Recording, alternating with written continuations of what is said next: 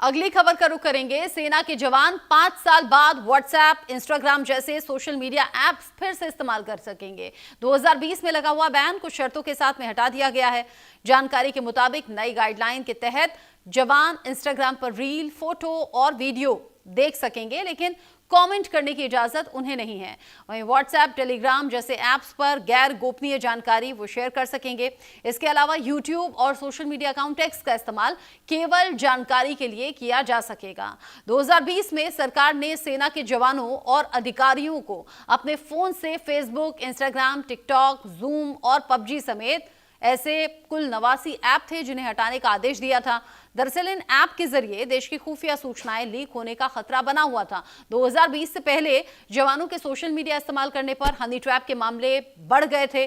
पाकिस्तानी खुफिया agency ISI ने honey trap के लिए बाकायदा एक सेंटर तैयार कर रखा था। सेना का दावा था कि ऐप के जरिए सूचनाएं जुटाकर पाकिस्तान और चीन जैसे पड़ोसी देश सीमा और नियंत्रण रेखा पर लगातार परेशानी पैदा कर रहे थे। इसी वजह से 2024 में सेना ने अपने अधिकारियों और जवानों से आधिकारिक कामकाज में व्हाट्सएप के इस्तेमाल से बचने की सलाह दी थी। बाद में पूरी तरह से इस पर बैन लगा दिया था। अब बैन हटा तो माना यह जा रहा है कि इसका उद्देश्य सैनिकों को सोशल मीडिया पर मौजूद सामग्री देखने, उससे अवेयर रहने और सूचनाएं जुटाने की सीमित अनुमति देना है, जिससे कि वो फर्जी और भ्रामक कंटेंट की पहचान कर सकें। अब ये बैन तो लगाया गया, लेकिन 5 साल बाद जब ये बैन हटा है तो इसको लेकर कुछ शर्तें भी सामने आ रही हैं और कुछ जो लॉजिकल रीजन है वो भी मैंने आपको बताया कि कैसे पहले हनी ट्रैप के मामले सामने आ रहे थे। पाकिस्तान की पैनी नजर बनी हुई थी और पाकिस्तान, आईएसआई मिलकर जवानों से इंफॉर्मेशन निकालने की कोशिश कर रहे थे। कई ऐप्स इस तरह से जांच में पाया गया कि इनसिक्योर हैं और उनके इस्तेमाल से खतरा बढ़ जाता है गोपनीय जानकारी लीक होने का। तो अब 5 साल बाद बैन हटा जरूर है, लेकिन शर्तें कुछ हैं। गैर गोपनीय जानकारी आप शेयर कर सकते हैं। साथ ही साथ कुछ सोशल मीडिया प्लेटफॉर्म ऐसे हैं जहां वीडियो या तस्वीरें देख सकते हैं, लेकिन किसी तरह से कोई कमेंट नहीं कर सकते। यानी कि सेना की एक जो छवि है, एक जो इमेज है, वो बरकरार रखनी है और उसके बाद आप ये सोशल मीडिया इस्तेमाल कर सकते हैं। इससे पहले जब अलग अलग केसेस सामने आए, चाहे वो पबजी है, चाहे वो इंस्टाग्राम है, चाहे वो फेसबुक है, हमने देखा हनी ट्रैप के केसेस किस तरीके से बढ़ गए थे। यानी कि सामने से कोई लड़की होती थी, दोस्ती करती थी, सेना के जवानों से दोस्ती करना, फिर कुछ जरूरी इंफॉर्मेशन निकाल लेना, ऐसे एक नहीं अनेकों केस सामने आए थे, जिसके बाद 2020 में ये बैन लगाया गया था और 5 साल बाद अब ये बैन हटाया गया है। इससे एक तरफ तो सेना के जवान ये राहत भी महसूस कर रहे हैं कि अपनों से कनेक्ट हो पाएंगे, क्योंकि हम जानते हैं बॉर्डर पर तैनात रहना, ड्यूटी पर रहना, महीनों और कई बार तो साल भर से ज्यादा अपने परिवार से दूर रहना, ऐसे में ये सोशल मीडिया प्लेटफॉर्म अपनों से कनेक्ट करने में मदद करेंगे, फोटोज और वीडियोस शेयर कर सकेंगे। लेकिन वहीं दूसरी तरफ कुछ शर्तें भी लगा दी गई हैं। उन शर्तों के साथ में इन ऐप्स का इस्तेमाल हो ताकि जो जरूरी इंफॉर्मेशन है, जो गोपनीय इंफॉर्मेशन है, वो सोशल मीडिया के जरिए बाहर ना आ सके। मेरे साथ इस पर बात करने के लिए खास मेहमान जुड़ गए हैं। मेजर रिटायर्ड मोहम्मद अली शाह मेरे साथ में जुड़ गए हैं डिफेंस एक्सपर्ट के तौर पर। साथ ही साथ ग्रुप कैप्टन रिटायर्ड डॉक्टर आनंद स्वरूप मेरे साथ में जुड़ गए हैं, जो कि पूर्व भारतीय वायुसेना अधिकारी भी हैं। आप दोनों का ही बहुत बहुत स्वागत। सबसे पहले डॉक्टर आनंद स्वरूप जी, ये जो 5 साल बाद बैन हटा है, इस फैसले को आप कैसे देख रहे हैं? हालांकि ये शर्तों के साथ है अभी भी।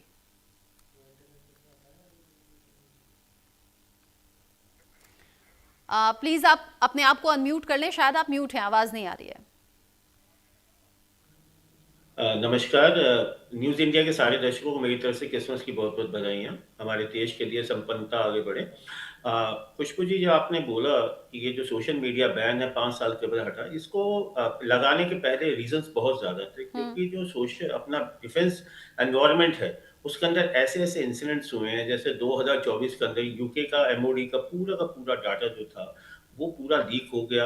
अपना हनी ट्रैपिंग इंसिडेंट्स हैं जिसके अंदर 2023 का प्रदीप कारूदकर का मेजर केस था, डीआरडीओ का वो वाला केस था। स्टक्सनेस वाला केस था जिसमें ईरान की पूरी न्यूक्लियर फैसिलिटी को ब्रेक डाउन कर दिया गया था इसराइल के द्वारा। सोलर विंड्स अटैक 2020 का था। रूबन डिजाइन ब्यूरो था जिसके अंदर रशिया की जो सबमरीन्स थी वो पूरा का पूरा डाटा जो था चाइनीज हैकर्स के द्वारा दे दिया गया था। और इसके अंदर कितने ही ऐसे इंसिडेंट्स हुए हैं, जैसे F-35 का प्रोग्राम जो था वो भी चाइनीज हैकर्स ने उनके जो टेराबाइट से टूल दे दिए थे। तो ये इंसिडेंट्स जो थे, ये इतने इंसिडेंट्स हुए थे, इनके चलते जो था एक डिसीजन ले लिया कि डिफेंस का जो सीक्रेट एनवायरनमेंट है, जो सीक्रेट डाटा है, वो किसी की निजी गलती की वजह से वो आगे ना बढ़ जाए, क्योंकि हमारा देश एक तरीके से आगे प्रोग्रेस कर रहा है हम्म। डिफेंस एनवायरनमेंट में, और बहुत ज्यादा तेज गति से चल रहा है। तो हाँ। इसके चलते ये डिसीजंस लिए गए थे, वो ठीक उस है। समय की पूरी रिक्वायरमेंट थी। हम्म। आज के समय में काफी हद तक जो था, इवन 2020 में जब ये आया तो उसमें दिल्ली हाई कोर्ट ने इवन इंटरफेयर करने से मना भी कर दिया था इस जजमेंट को। हम्म। तो अब जो पार्शियल बैन लिफ्ट किया गया है, उससे एक फायदा तो जरूर होगा कि कहीं कहीं लोकेशन पे बैठे हुए हमारे डिफेंस के मीडिया के व्यक्ति जो है अपनी फैमिलीज के साथ में एक बेसिक लेवल का कांटेक्ट बना पाएंगे, जो हम्म। उतना जरूरी होता है, ताकि उनके परिवार को आश्वस्त रहे कि हाँ, उनके जो अपने हम्म। सदस्य हैं वो अपने बिल्कुल सही हैं, और उनके हालात के बारे में उनको समय समय पे अपना इंफॉर्मेशन मिलती रहे। बिल्कुल। तो इस तरीके से मैं आजकल इसको जो सही सोशल मानता मीडिया हूँ। है उससे ऐसा लगता है कि दूर रहकर भी हम कनेक्ट हैं, वीडियो कॉल हो जाया करती है, फोटोज वीडियोस शेयर कर पाते हैं। लेकिन इस बैन के चलते सेना के जवानों को अलग अलग तरह की दिक्कतें आ रही थी। डॉक्टर आनंद आप रहिएगा, और मेरा नाम खुशबू नहीं रचना है। मेजर शाह, इस बैन हटने को आप कैसे देख रहे हैं? रतो जी, आपका बड़ा अच्छा सवाल है और बहुत ही पर्टिनेंट सवाल है आज की तारीख में। देखिए, सोशल मीडिया एक नेसेसरी इविल बन चुका है हमारे लिए। हम्म। इसके बगैर बहुत लोगों को इस सांस से नहीं आती। बहुत हम्म। लोग जो हैं वो सुबह उठ के पहला काम हम क्या करते हैं? हम्म। एक कॉमन इंसान सुबह उठ के पहला काम करता है, अपने फोन को देखता है। हम्म। सबसे पहले वो देखता है कि भाई व्हाट्सएप पे कितने हाँ। मैसेज आए, इंस्टाग्राम, फेसबुक, लिंक्डइन, ट्विटर पे हम्म। कितने लाइक्स, कमेंट्स, शेयर हुए, उनकी पोस्ट कितने लोगों ने देखी। हम्म। अनुमान तौर पे ऐसा होता है। हम्म। ठीक है। फौज की तौर पे देखें तो जी हाँ, मैं मानता हूं कि जो एक बैन लगा था, मतलब बैन तो नहीं बोलूंगा, मैं बोलूंगा हम्म। कि एक रुकावट लगी थी कि भाई नहीं, हाँ। सोशल मीडिया से बैन इज बेसिकली, क्योंकि सदा सदा आप बैन कर रहे हैं, हम्म। सदा दे रहे हैं, तो मैं कहूँगा एक रुकावट लगी थी। लेकिन जब रिकंस्ट्रक्ट हुआ तो हम्म। ये पार्शल एक तरीके से कि आप कमेंट नहीं कर पाएंगे, हम्म। मगर आप आ सकते हैं इंस्टाग्राम में, कोई हर्जा नहीं है। हम्म। और मेरा ऐसा मानना है कोई हर्जा वाकई में नहीं है, हम्म। क्योंकि इससे आपको कम से कम हम्म। आप ख्याल में रहते हो। आप देखते हो पाकिस्तान की सबसे बड़ी ताकत क्या है पता है? हम्म। वो इंफॉर्मेशन मीडिया में वो हमारे से आगे है, इंफॉर्मेशन वॉरफेयर से। हाँ। ये बात सही है। जंग हम जीते, लेकिन पाकिस्तान ने जो नरेटिव बिल्डअप करा ना, हम्म। फील्ड मार्शल आसिम मुनीर को जनरल फील्ड मार्शल बना दिया, इसको मैं फील्ड मार्शल कहता हूं।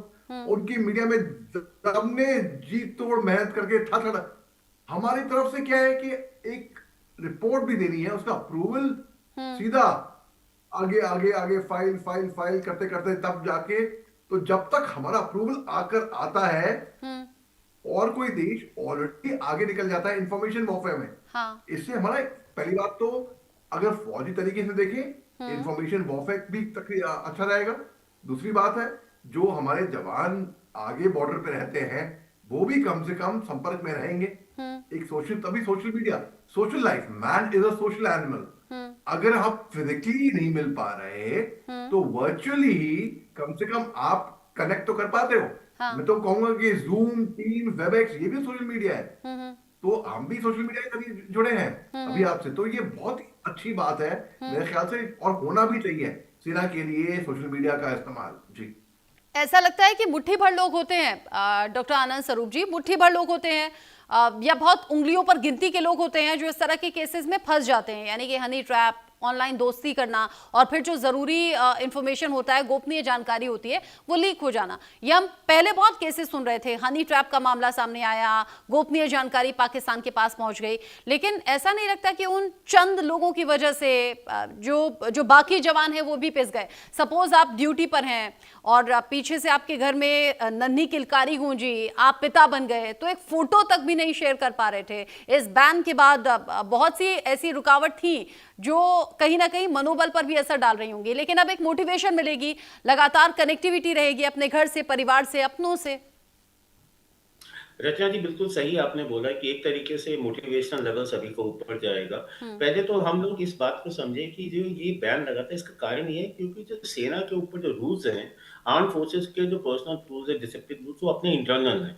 तो उन रूल्स के अंदर व्यक्ति के अगेंस्ट में डिफेंस वालों को ही एक अलग तरीके से एस्टैब्लिश करके उनको एक्शन देना पड़ता है। इससे एडमिनिस्ट्रेटिव लोड बढ़ जाता है और ये एफर्ट रहता है कि भाई किसी एक व्यक्ति की गलती की वजह से पूरा सिस्टम एक्सपोज ना हो जाए। मगर साथ में अब जैसे पार्शियल बैन अपना उठाया गया, इससे आपने बिल्कुल सही बोला, एक तरीके से व्यक्ति की अपनी घर की खुशियां या उसके अपने दर्द और एक तरीके से एक व्यक्ति का साइकोलॉजिकल वेल बीइंग भी इसमें आ जाएगा। अगर वो अपने घर वालों से हर रोज बात कर पाएगा या उसके घर वाले उसकी देख रेख कर पाएंगे, उससे बातचीत कर पाएंगे, उन सबका मनोबल और मानसिक स्थिति भी इससे अच्छी होगी। और सेना के अंदर होने वाले जो आइसोलेटेड केसेस जिसमें व्यक्ति अपने आप को काफी अकेला मान लेता है, अपनी मन की बात नहीं कर पाता अपने कंपनीज के अंदर और अपनी यूनिट्स के अंदर, तो वो अपने घर वालों से कुछ बात करके उसको कुछ सुकून मिल जाएगा और ऐसे आइसोलेटेड एरियाज में रहने से जो मानसिक तरीके से उनके ऊपर एक प्रेशर क्रिएट हो जाता है वो भी कम हो जाएगा। तो ये एक इसकी पॉजिटिविटी है इस बैन को पार्शियल लिफ्ट करने से।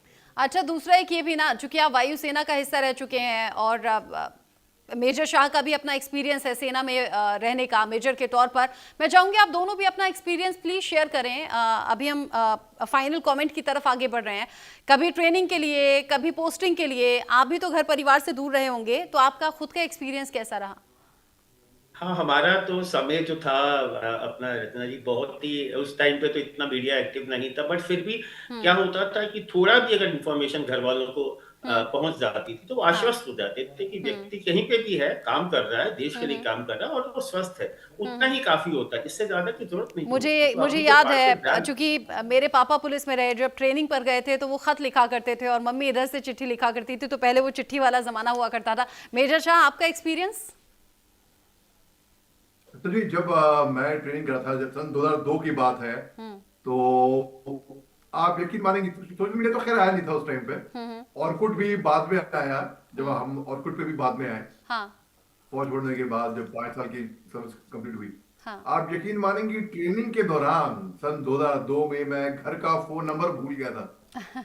ऐसी ट्रेनिंग थी हमारी, इतनी टफ ट्रेनिंग थी। तो एक दिन हम फोन करने गए अपने घर पे संडे को, ठीक है, परेड में। अब घर का फोन नंबर क्या है सिवाय ट्रेनिंग के कुछ याद नहीं था। अच्छा, उसके बाद जब हमारी जब तबादला हुआ लाइन ऑफ कंट्रोल में अखनूर की सेक्टर के आगे पटल, तो हम 30 मीटर के फासले पे थे पाकिस्तान से। और वहां पर ऐसा था कि अगर आपको अपनी पोस्ट पे पहुंचना है तो कम से कम 8 घंटे की चढ़ाई जंगल के अंदर चढ़नी पड़ेगी, जहां पर दुश्मन भी आपको दिख पाएगा। तो वहां पे बोर्ड लगे थे, सावधान, दुश्मन आपको देख रहा है, आप दुश्मन की निगरानी में हैं। तो उस पे चढ़ना पड़ता था, तब जाके हम अपने पोस्ट पे पहुंचते थे। तब सैटेलाइट फोन्स थे। और सैटेलाइट फोन से कम 20 सेकंड के बाद ट्रांसमिट होगी आवाज। ये भी अपने एक्सपीरियंस है, लेकिन हाँ, मोटिवेशन ऐसे भी मिलती होगी और कंसंट्रेशन ऐसे भी बढ़ता होगा। तो अपने अपने चैलेंजेस है अलग अलग वक्त के, लेकिन आज ये बैन हटना एक राहत की सांस भी सेना के जवान जरूर ले रहे होंगे। और हाँ, हम भी इसे अप्रिशिएट करते हैं इस फैसले को। बहुत बहुत शुक्रिया डॉक्टर आनंद स्वरूप जी, मेजर शाह, आपका भी बहुत बहुत शुक्रिया दोनों का साथ में